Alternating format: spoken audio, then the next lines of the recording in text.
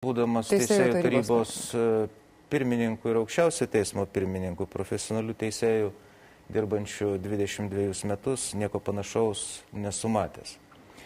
Tai yra, manyčiau, pakankamai griežtai pasakysiu, nors profesorius Kūris sakė, kad teisėjai labai atsargus, bet kartais ta taurė išsilieja. Ir aš šiandien turėčiau pasakyti Lietuvos visuomeniai, kad tai, ką padarė mūsų gerbiami politikai, tai nėra joks nuomonės išreiškimas. Tai yra brutaliausias kišimasis į teismų veiklą, teismų ir teisėjų nepriklausomumo principų pažeidimas ir žinoma, kad konstitucinės sąrangos visiškas nepaisymas. Tai yra mano asmeninė pozicija ir jie grindžiama žinojimais.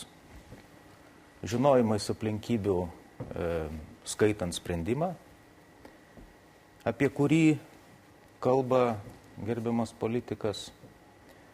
Žinojimais europinės praktikos, dalyvaujant įvairiuose renginiuose, kaip atsargiai formuojami santykiai tarp politikų ir teismų, kaip pagarbiai žiūrima į vienų ir kitų darbus.